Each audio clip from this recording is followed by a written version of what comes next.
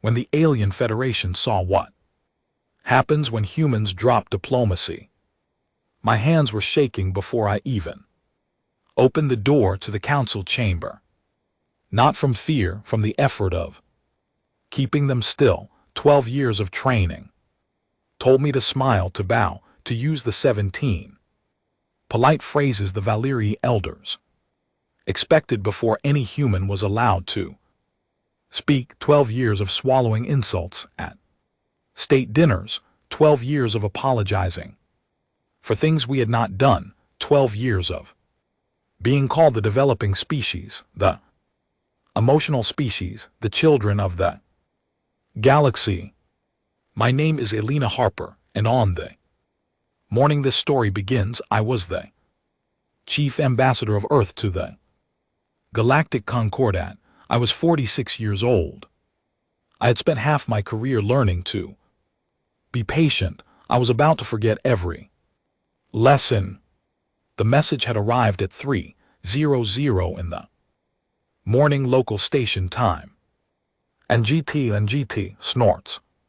And GT, a priority transmission from Earth Defense Command. I read it twice before my brain accepted the words. New Meridian Colony, 18,000 civilians gone.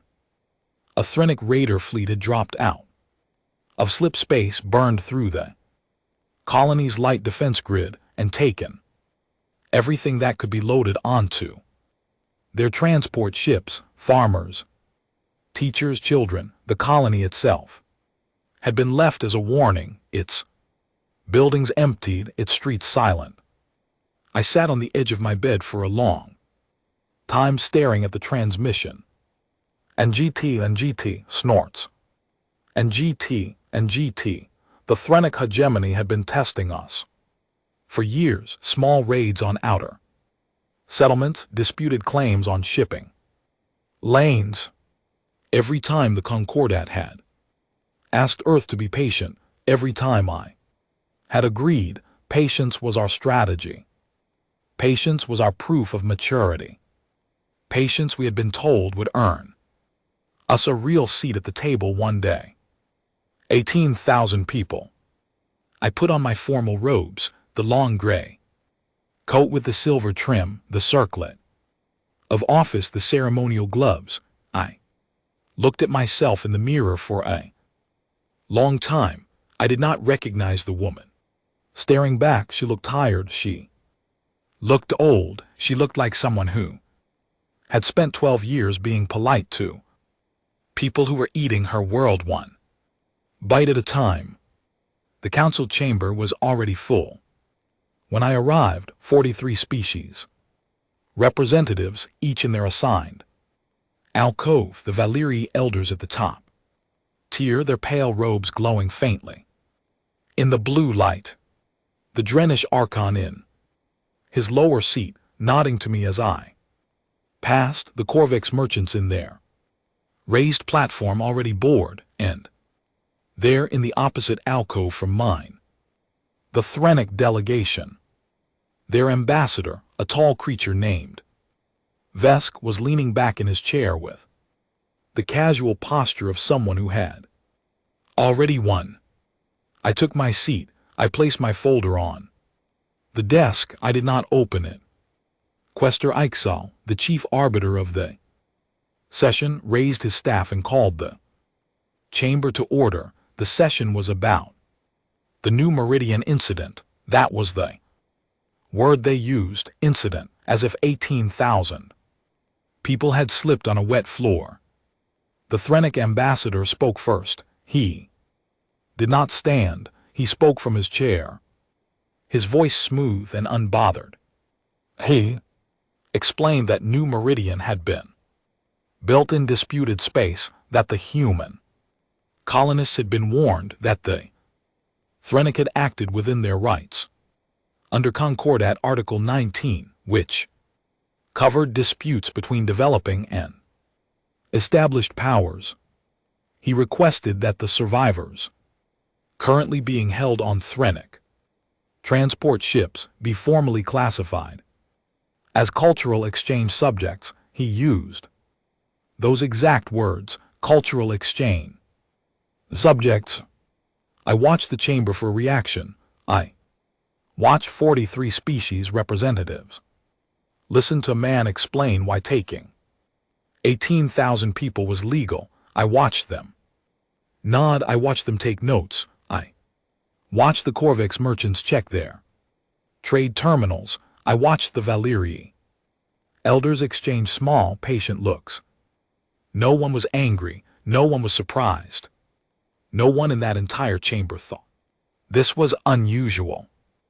That was the moment something inside me broke.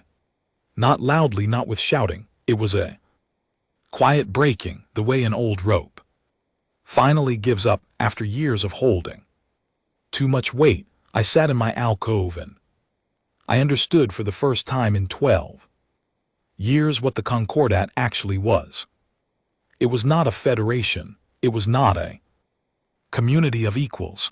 It was a very old ecosystem, and every species in it had a role. The Valerii were the keepers. The Corvex were the merchants. The Threnic were the predators. And humanity, the youngest species in the room, had been given the role of prey. We had been polite about it. We had smiled. We had bowed. We had believed. Because we wanted to believe that good behavior would change our role. But roles in old ecosystems do not change because the prey asks nicely. They change because the prey stops being prey. I stood up. The chamber went quiet. Quester Ixal raised his staff to remind me that I had not been recognized to speak. I ignored him.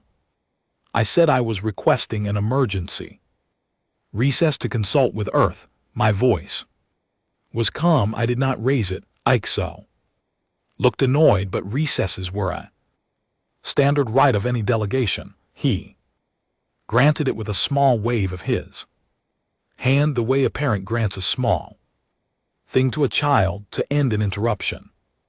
I walked out of the chamber. My heels echoed on the stone floor. I did not look back. In the corridor outside, I pulled out my personal communicator. I did not call the foreign ministry. I did not call the president.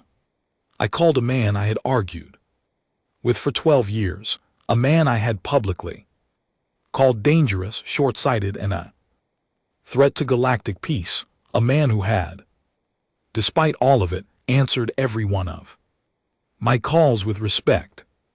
General William Carter, Supreme Commander of Earth Defense Forces. He picked up on the second ring. His voice was tired. He had already seen the New Meridian report. Elena, he said, tell me you're calling for the reason I think you are. I stood in that corridor in my formal robes with the weight of 12 years on my shoulders, and I said the words I had promised myself I would never say. William, take it off. Take the leash off all of it. There was a long silence on the line. I could hear him breathing. I could hear the faint hum of his command center in the background. I could hear very faintly the sound of a man making a decision he had been ready to make for a decade. Are you certain, Elena? He asked. Because once I move, I cannot stop. Not halfway, not at all. I thought about the Threnic ambassador in his chair. I thought about the Corvex merchants checking their terminals. I thought about Ixal's small, dismissive wave. I thought about 18,000 people on transport ships being classified as cultural exchange subjects. I am certain, I said, drop diplomacy. Drop all of it. Show them what we actually are. Understood, he said. His voice had changed. It was no longer tired. Stay in the station. Do not return to Earth. I want you in that chamber when the footage arrives. I want them looking at you when they understand. When will you move? We have already moved, Elena. We moved. The moment New Meridian went dark, I was waiting for your call. The line went quiet. I stood in that corridor for a long time staring at the communicator in my hand. 12 years, 12 years of patience, 12 years of believing. We were being integrated, and in that moment I understood that Earth had not been integrating at all. And GT snorts. And GT, Earth had been preparing quietly, patiently for this exact day. I walked back into the council chamber. I took my seat. I opened my folder. I did not look at the Threnic ambassador. I did not look at Ixal. I looked straight ahead at the blank wall of the opposite alcove, and I waited. The session resumed. Ixal began the formal process of taking the new Meridian matter under 6-month review. The Threnic ambassador allowed himself a small sound of satisfaction. The Corvix merchants returned to their terminals. None of them knew, none of them felt it yet, but somewhere in the deep dark between the stars, a fleet that the Concordat had never been allowed to see was already moving, a fleet built over 12 years of patient study, a fleet carrying weapons the Concordat had classified as too primitive to possess, a fleet commanded by a man who had waited half his life for permission to use it. I sat in that chamber, and I listened to Ixal speak, and I felt for the first time in 12 years completely calm, because I knew what was coming. And I knew that when it arrived, every species in that chamber would finally see us clearly. The session ended at 1400 hours. I returned to my quarters. I took off the formal robes. I put on something simpler. I sat by the window of my station apartment, and I watched the stars somewhere out there in a system the Threnic called home. General Carter's fleet was about to arrive, and the galaxy was about to learn something about humanity that it had spent 12 years refusing to see. The next 72 hours were the longest of my life. I did not sleep. I did not eat much. I sat in my quarters and I waited for news. I kept my communicator close. I watched the station's public feeds, the diplomatic channels, the merchant chatter. Nothing. No reports from Thranic space. No alerts. No emergency broadcast. The galaxy went on as normal, which meant General Carter was running silent. He was good at that. I had underestimated him for years. On the second day, I received a quiet visit from Archon Varen of the Drenish. He was a short, stocky creature with 6 limbs and a gentle face. He had always been kind to me in the careful way of a minor species trying not to be noticed by the larger ones. He sat in my small guest chair, folded his 4 lower limbs, and looked at me for a long time before speaking. "Ambassador Harper," he said softly, "something is wrong. I can feel it. My people can feel it. The station is too quiet." I looked at him. I had always liked Varen. He was one of the few representatives who had treated humans as equals from the beginning, even when it cost him standing with the inner powers. I considered telling him. I considered warning him, but I had my orders, and more than my orders, I had my own judgment. Varen was a friend, but he was also a diplomat, and a warning to him would become a warning to others. The New Meridian matter is heavy on all of us, I said. He studied me. His eyes were old and wise. He nodded slowly. "I came to tell you something," he said. "Whatever happens next, the Drenish we remember who raided our Border colonies 200 years ago, we remember who the Concordat refused to stop. We remember who was told to be patient. He stood. He placed one of his small hands briefly on my desk, a gesture of respect among his people. If a new wind begins to blow, he said, the Drenish will not stand against it. That is all I came to say. He left. I sat in my quiet quarters and I felt for the first time in days small warmth in my chest. We had more friends than I had realized. The Concordat had taught us that we were alone. The Concordat had lied about many things. On the morning of the third day, the news broke.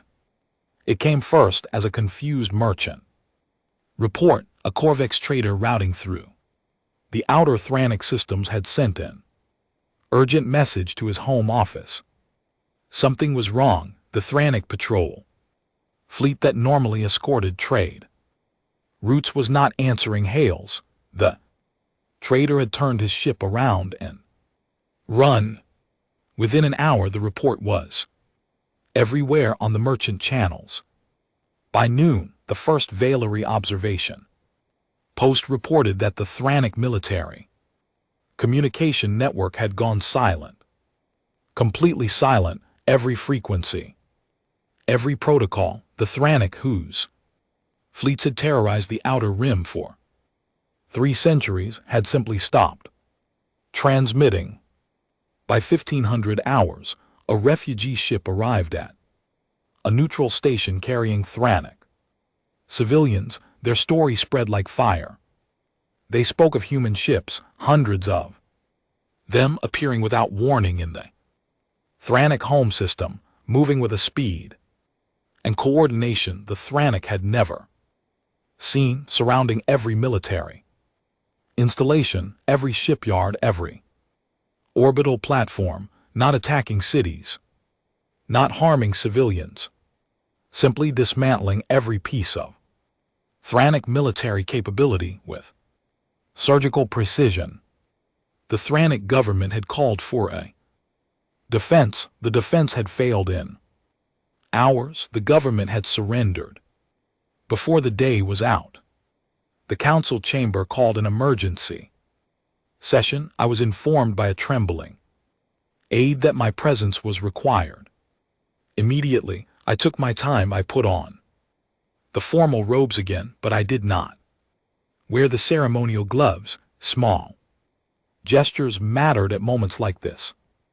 I walked through the station corridor slowly, and I noticed that every species representative I passed stepped aside to let me go first. 12 years of being the developing species, 3 days of silence from the Thranic. The station had already begun to understand. The chamber was full when I arrived. Every seat, every alcove, even species that had not bothered attending the new Meridian session were present now. The Thranic alcove was empty. Ambassador Vesk had fled back to his homeworld 2 days ago, and now his homeworld no longer answered his calls. Questor Ixil stood at the head of the chamber. His pale robe seemed duller than before. His staff trembled slightly in his hand. He was looking at me before I had even reached my alcove. So was every other representative. I did not take my seat. I walked past it and went directly to the central podium. It was a place reserved for arbiters and chief speakers under Concordat protocol. I had no right to stand there. No one stopped me. No one said a word. I placed my hands on the podium. I looked around the chamber. I took my time. The Terran Confederation, I said, withdraws from the Galactic Concordat. Effective immediately. We are no longer bound by its treaties. We are no longer bound by its arbitration. We are no longer bound by its protections. This is not a negotiation. This is a notification. The chamber erupted, shouting in 12 languages. Ixal hammered his staff on the floor. Representatives stood and waved their limbs. The Corvex merchants shouted about their trade contracts. Valerie Elder demanded that I be removed from the podium. I waited. I did not speak. I simply stood there with my hands on the podium, and I let them shout themselves out. It took almost 10 minutes.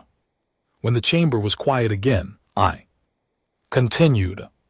For 12 years, I said, humanity has been called the developing species. For 12 years, we have accepted that label. For 12 years, we have smiled and bowed and apologized. For 12 years, we have allowed you to believe the version of us that you found convenient. We are here today to correct the record. I raised one hand. The hollow screen at the center of the chamber came to life. Earth's fleet had transmitted the footage directly to my personal channel, and I had cleared it for public display. The chamber watched in silence as the footage played. General Carter's fleet appearing in the Thranic home system. The Thranic defense grid attempting to lock on and failing again and again. Because our ships were moving in formations their sensors had never been designed to track the precision of the operation. No civilian structures touched, no cities damaged. Only military assets, only weapons that had threatened our colonies, only the platforms that had launched the new Meridian raid. I let the footage run to its end. Surrender of the Thranic government, the signing of terms, the release of the 18,000 colonists, all of them alive, all of them on their way home. When the hollow screen went dark, I spoke again. For 12 years, I said, you believed that humanity lacked the technology, the organization, and the will to defend itself. You were wrong on all three counts. We have had this capability for 9 years. We chose not to use it. We chose patience. We chose diplomacy. We chose to give the Concordat the chance to be what it claimed to be. Concordat has made its choice clear. So have we. Questor Ixal raised his staff. His voice was shaking. Ambassador Harper, he said, this is an act of war. No, I said, it is an act of correction. War would look different if the Concordat wishes to see what war looks like. We can arrange a demonstration. The chamber was very, very quiet. I continued. Earth has 4 demands. First, full reparations for the new Meridian colony, payable by the Concordat treasury, not by the Thranic, who have nothing left to pay with. Second, the immediate return of all human captives held anywhere in Concordat space from any species under any legal category. Third, the complete abolition of Article 19 and every other protocol that classifies any species as a developing power. Fourth, formal recognition of Earth as a Tier 1 power with equal standing and equal vote in all Concordat matters. I paused. You have 30 days to respond. The clock begins now. Ixal was trying to speak. I raised my voice just slightly for the first time in the session. I'm not finished, I said. The chamber froze. Understand one thing clearly, I said. We did not enjoy this. We did not want this. We spent 12 years trying to be the species you wanted us to be. That species is gone. You will not see her again. The species you are looking at now is the one we actually are. Remember her. Remember what she looks like. Because every decision you make from this moment forward will be weighed against the question of whether you wish to meet her again under different circumstances. I stepped back from the podium. I walked slowly back to my alcove. I gathered my folder. I did not sit down. "I will be in my quarters," I said, awaiting the Concordat's response. I walked out of the chamber. Behind me, I heard no sound at all, not a single voice, not a single movement. 43 species, representatives, and not one of them was willing to be the first to speak. In the corridor, my communicator chimed. A message from General Carter. "Elena, well done. Come home when this is finished. There are people here who want to thank you in person." I smiled for the first time in 3 days. Small smile. A tired smile, but a real one. I walked back to my quarters. I took off the formal robes. I poured myself a small glass of water. I sat by the window and I watched the stars. Somewhere out there, in 43 capital cities, 43 governments were receiving the footage. 43 leaders were calling emergency sessions. 43 species were reconsidering everything they thought they knew about the youngest member of the Concordat. The 30 days had begun. The first week of the 30 days was the strangest I've ever lived through. I expected threats. I expected denunciations. I expected at minimum a formal coalition statement condemning Earth's actions. None of those things happened. Instead, there was silence. Vast, uncomfortable silence that spread through the Concordat like a slow tide. No species wanted to be the first to speak. No government wanted to commit to a position before it understood which way the wind was blowing. The Valerie elders, who normally issued a statement within hours of any major event, said nothing at all for 4 full days. Corvex Merchant Council, which never stopped talking, closed its public channels entirely. The small and middle powers watched the large powers. The large powers watched each other. And everyone, every single one of them, was watching Earth. On the second day, General Carter made his first demonstration. He did not attack anyone. He did not threaten anyone. He simply moved a human fleet into the Corvex home system and had it take a slow, leisurely orbit around the outer planets. 12 ships. They did not respond to hails. They did not broadcast demand. They simply existed, visible on every sensor, unbothered by the Corvex defense grid that could not track them properly. The Corvex merchant princes, who controlled the largest trade empire, the Concordat, had a collective breakdown within 6 hours of the fleet's arrival. 3 separate merchant princes had contacted my office through back channels, asking if there was anything they could do to encourage a peaceful resolution. Within 12 hours, the Corvex government had issued a public statement calling for the Concordat to accept all 4 of Earth's demands without delay. By the end of the second day, the human fleet left Corvex orbit as quietly as it had arrived. It had not fired a single shot. It had not even charged its weapons.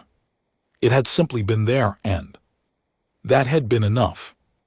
On the 4th day, a second demonstration. This one was smaller but far more shocking. A single human science vessel entered the Valerie home system, approached the great monument of the founders, which was the most sacred orbital structure in their culture, took a series of high-resolution photographs, and left before the Valerie defense fleet could even reach intercept range.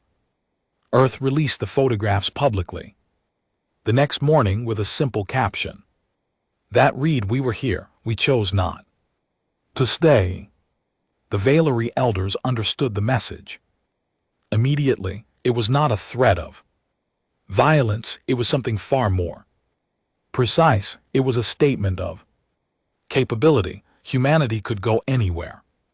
In Concordat space, humanity could reach anything, including the most protected and sacred places, and humanity was choosing at this moment to be polite about it. The implication was clear.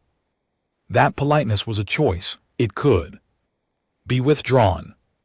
By the end of the first week, 3 things had happened that no one in Concordat history had ever seen. First, 7 of the smaller species had privately reached out to my office, asking whether Earth would consider forming an alternative alliance outside the Concordat framework. They were the species who had been pushed around for generations by the inner circle. And GT snorts. And GT, the species whose concerns had been dismissed, whose colonies had been raided, whose representatives had been seated in the back alcoves. Arkin Varen of the Drenish was the first. He was followed by the Cassar, the Lumini, the Trivax, and 3 others. I told each of them the same thing. Earth would welcome honest partnership. Not tribute, not submission, partnership. Between equals, each of them accepted. Within hours. Second, the Valerie inner circle began to fracture. 3 of the 5 senior elders issued a joint statement calling for immediate compliance with Earth's demands. The other 2 elders, including Quester Ixel, held out for further negotiation. For the first time in over 1,000 years, the Valerie elders had publicly disagreed with each other. The cracks in the old order were showing. Third, and most importantly, not a single species had committed to military resistance. Not one. Several had privately discussed it. The Calfine, a large and aggressive species that had long sought to rival the Valerie, had held internal meetings about organizing a defensive coalition. But when their military leaders reviewed the footage of the Thranic campaign, and when they received the reports of the Corvax and Valerie demonstrations, they quietly dropped the idea. No one wanted to be the test case that proved whether Earth's restraint had limits. On the 8th day, however, the situation changed. A hardline faction within the Calfine government, frustrated with the lack of response from the Concordat, decided to act on its own. They assembled a coalition of their own. 12 ships from 12 hardline species, each contributing whatever they could spare. Each convinced that a show of unity would force Earth to the negotiating table. The coalition gathered near the Karnath Gate, a major slipspace junction at the edge of Concordat space, and issued a public statement demanding that Earth withdraw its ultimatum within 48 hours or face combined military action. I received the statement in my quarters. I read it 3 times, then I forwarded it to General Carter with a single question: how do you want to handle this? His response came within an hour. Quietly send 1 ship. I did not understand at first. 1 ship against 12 seemed reckless. Then I remembered who I was dealing with. General Carter had not survived 12 years of political battles in Earth's command. By being reckless, if he was sending 1 ship, it was because 1 ship was enough. I had learned to trust that calculation. The ship arrived at the Karnath Gate 20 hours later. It was a new Class 1 that Earth had never shown in public before, long, dark, and shaped in a way That did not match any human vessel the Concordat had catalogued. It took a position 300 km from the coalition fleet. It did not charge weapons. It did not raise shields. It simply sat there and waited. The coalition commander, a Calfine admiral named Veshkar, hailed the human ship. He demanded identification. He demanded mission parameters. He demanded that the ship withdraw or face consequences. The human ship responded with a single transmission, one sentence. I have the exact text because General Carter forwarded it to my office for the record. You have 1 hour to disperse. Admiral Veshkar, to his credit, did not panic. He consulted his coalition partners. He reviewed his options. He decided to call the bluff. He believed that no single ship, no matter how advanced, could engage 12 vessels at once and survive. He issued orders to his coalition to prepare for combat. He broadcast a public response to the human ship, rejecting the ultimatum. The human ship did not respond. For the next 58 minutes it simply existed. It did not move. It did not transmit. It gave no indication of what it intended to do. At the 59th minute, it moved. I will not describe what happened next in military detail because the Earth Defense Forces have classified the specifics of the weapon systems involved. What I can tell you from the public record is this: the engagement lasted 11 seconds. At the end of those 11 seconds, the coalition fleet was no longer a threat. Not one ship was lost in the sense that crews were harmed. The human vessel had employed a precision disabling technique that left every hostile ship dead in the water, drifting without power, without propulsion, and without weapons, but with full life support intact. Every crew member on every ship was alive. Every ship was a total loss. Admiral Veshkar sent an immediate surrender transmission. The human ship accepted it, provided coordinates for a rescue operation, and left the area before the coalition's home governments even realized what had happened. The news reached the Concordat within 3 hours. 12 species had sent ships. 12 species had committed to military resistance. 12 species had just lost their entire contribution in 11 seconds to a single human vessel that did not appear in any Concordat catalog. 3 of those 12 species requested peace talks with Earth by the end of the day. 4 more followed the next morning. By the 10th day, every species that had participated in the coalition had formally disavowed the action, apologized to Earth, and requested bilateral negotiations to clarify their status under the new arrangement. The Concordat, as a unified body, had effectively ceased to exist. It still held its sessions, it still passed its resolutions, but no one pretended anymore that those resolutions mattered. On the 15th day, Quester Ixel requested a private meeting with me. I granted it.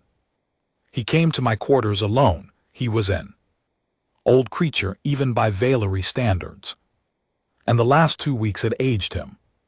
Further, his pale robes looked gray in the dim light of my sitting room. He refused tea. He refused to sit. He stood in front of me with his staff in both hands, and he spoke in the formal old dialect of his people. Ambassador Harper, he said, I wish to understand something before the Concordat makes its final response. I believe I am owed this as one who has served the order for 400 years. You are not owed anything, Quester, I said, but I will answer. What do you wish to understand? He looked at me for a long time. His eyes were tired. They were also, I realized, afraid, not of me personally, of something larger. When did your species decide, he asked, to do this? When was the plan made? When was the decision taken to deceive us for 12 years? I considered the question carefully. It was an important one, and I wanted to give him an honest answer. There was no plan, Questor, I said. That is what your kind has never understood about us. We did not deceive you. We hoped, for 12 years we hoped, that the Concordat would become what it claimed to be. We hoped that patience would be rewarded. We hoped that our willingness to listen, to learn, to defer would be met halfway. It was not. And the fleet, the weapons, the ships that defeated the Thranic in hours, those were not built by a species that was hoping. Those were built by a species that hoped and also prepared, I said. Because our history has taught us that hope without preparation is suicide. We built what we needed to build. We told ourselves that we would never use it. Many of us believed that. I believed that until 3 weeks ago. And now the preparation is being used. Because the hope ran out. He nodded slowly. He looked at the floor of my quarters for a long time. When he looked up, there was something in his eyes I had not seen in any Valerie before. It was not respect exactly. It was closer to grief. The Concordat will accept your terms, he said, all four in full. There will be no further resistance. The formal acceptance will be transmitted on the 30th day as you demanded. I am glad to hear it, I said. I do not say this as a threat, Ambassador. I say it as an observation of one who has watched empires rise and fall. Your species has just taken a seat at the table, a real seat, the largest seat. You will hold that seat for a long time. I hope you hold it wisely. We will try, I said. He bowed. It was a deep bow, the old kind, the one Valerie reserved for recognized peers. It was the first time in 12 years that any Valerie elder had bowed to me in that manner. I returned it, equally deep, because he had earned it. He left. I sat in my quarters for a long time after he was gone. I thought about his question. When had we decided to do this? When had the plan been made? I thought about 18,000 colonists on a quiet world called New Meridian. I thought about a message at 3:00 in the morning. I thought about a mirror and a woman who did not recognize herself. There had been no plan. There had only been a breaking point, and the galaxy had built it for us, one polite insult at a time, over 12 long years. The final 15 days passed in a kind of blur.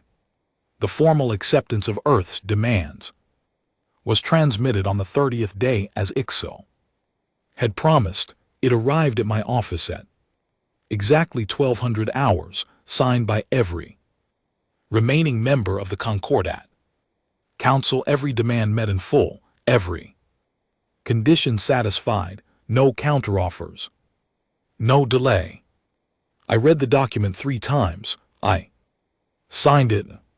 I transmitted my acceptance to Earth. I sat in my chair for a long time afterward alone, and I did not feel victorious. I felt tired, deeply, permanently tired, like a person who has just finished a race she had not wanted to run, against opponents who had forced her to run it.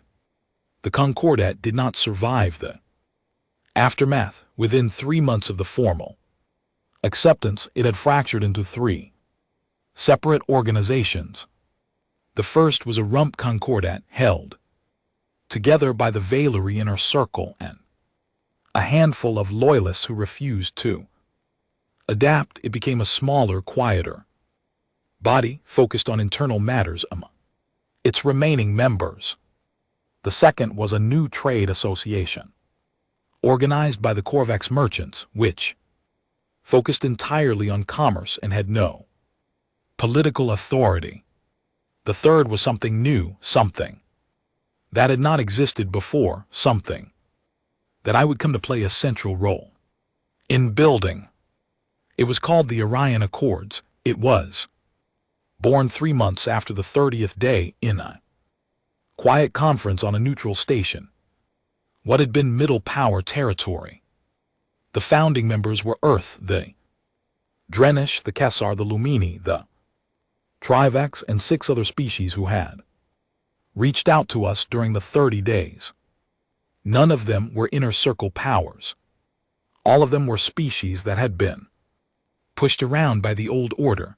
All of them wanted something different.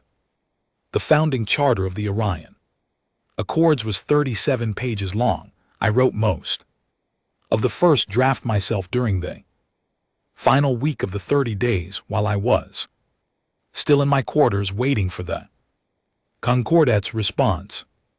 I had a lot of time to think, I thought, about what had gone wrong with the Concordat. I thought about what should replace it. I thought about what humanity owed to the species that had reached out to us in our hour of anger.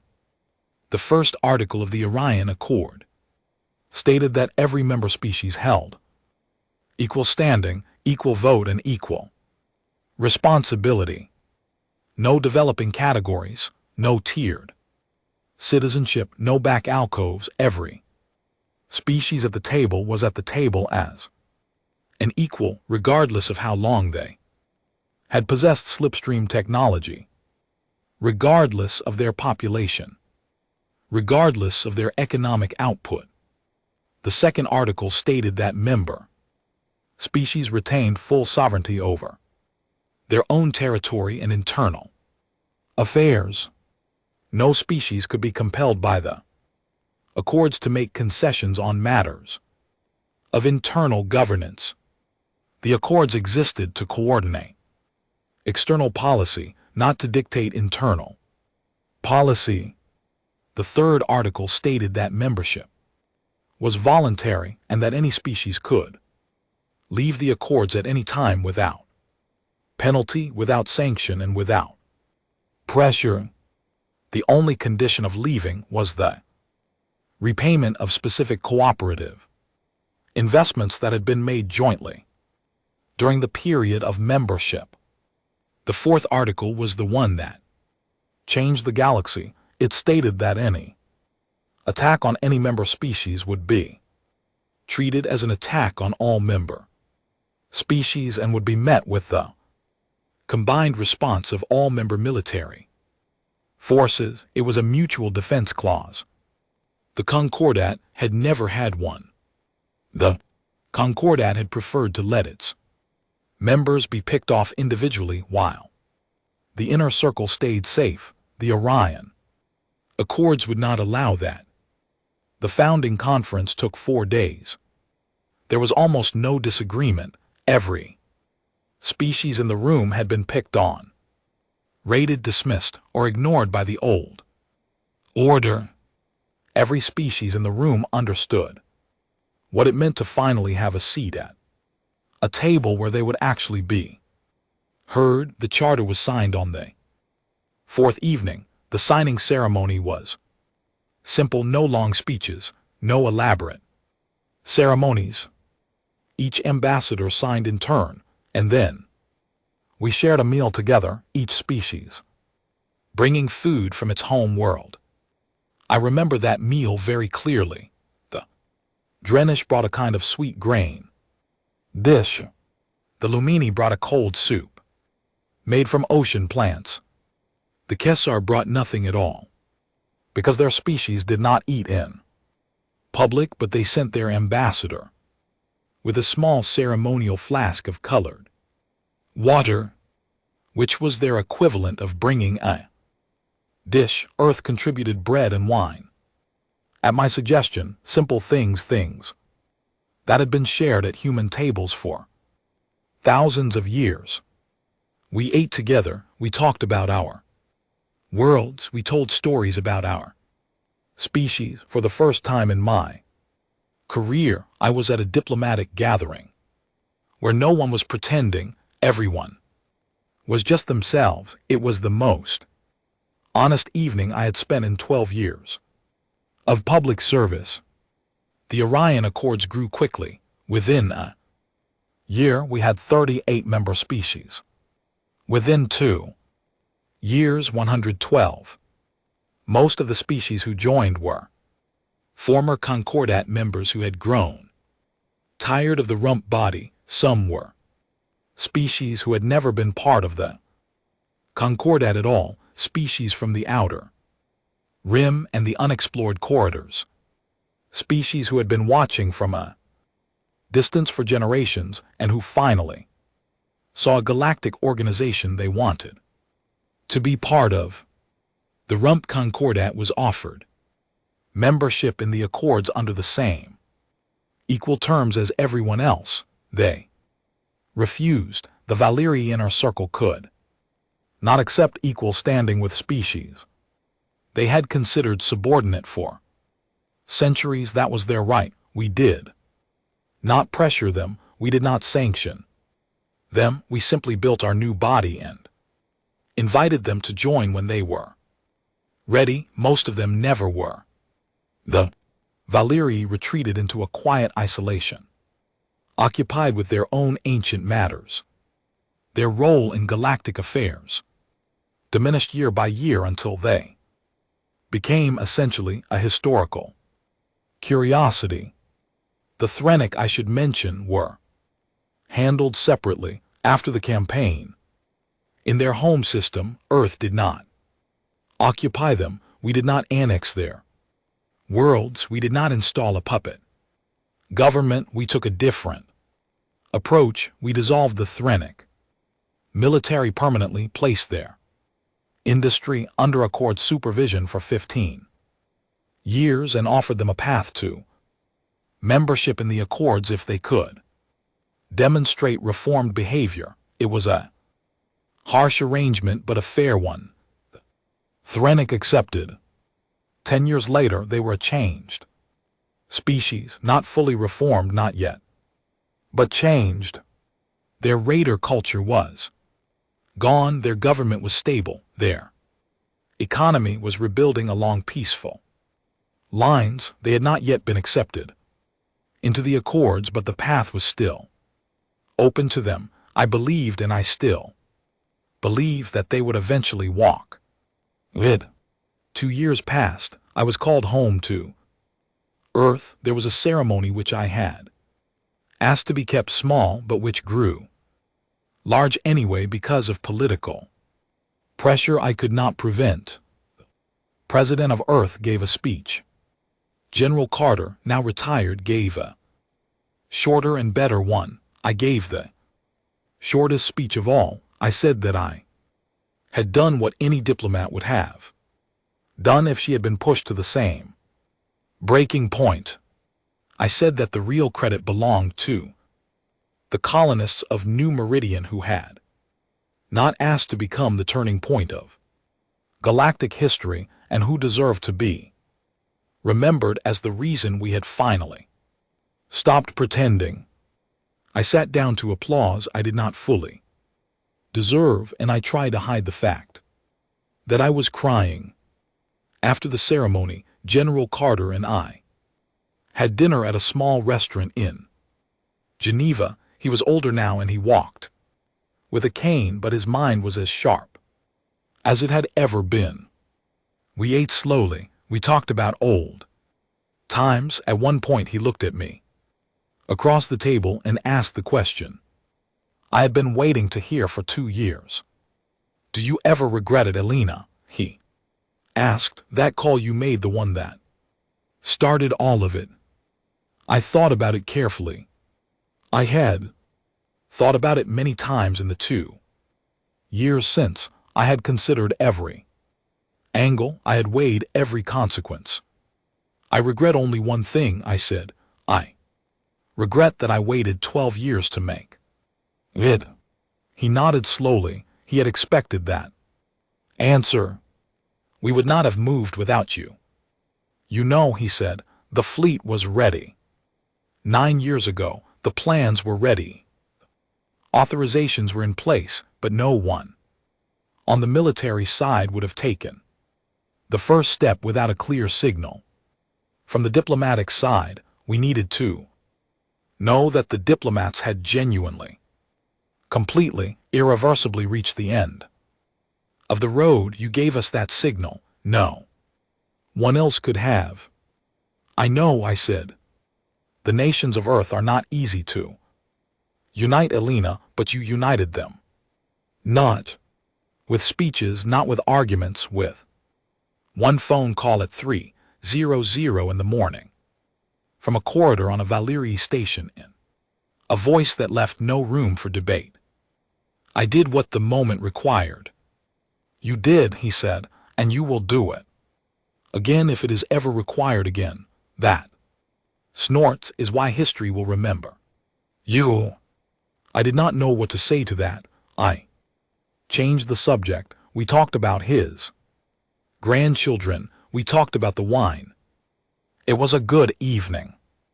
I returned to the Orion Accords. I served as Earth's chief ambassador for another 6 years, and then I retired. I am writing this account now in my 72nd year from a small house on the coast of what used to be California. The ocean is very blue today. My garden needs work. My grandchildren will visit on the weekend. The galaxy, for the first time in most of my lifetime, is quiet in the way that peaceful things are quiet. I want to end with one last thought, because it is the one I hope readers will carry with them. Diplomacy is a beautiful thing. It is one of the great achievements of intelligent species. It is the art of resolving differences without causing harm, of building bridges where walls once stood, of finding common ground between beings who may have almost nothing in common. I spent my career believing in it. I still believe in it.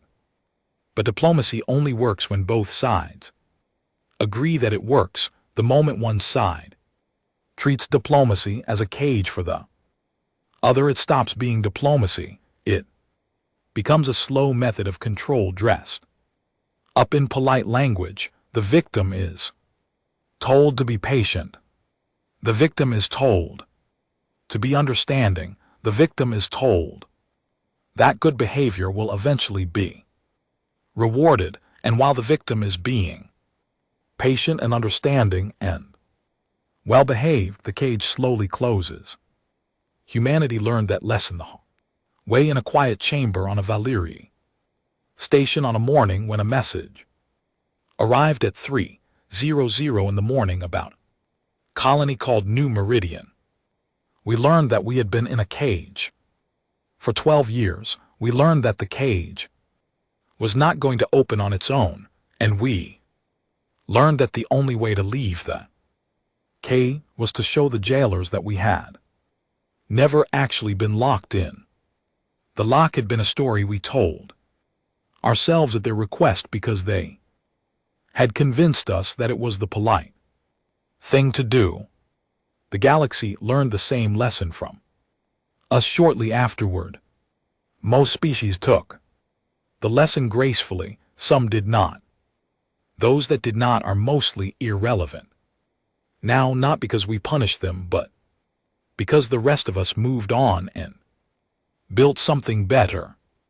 I do not tell this story to celebrate what humanity did. There is nothing to celebrate about the necessity of force, even force as restrained as ours. I tell this story because I want the species that come after us, both human and otherwise, to understand something important.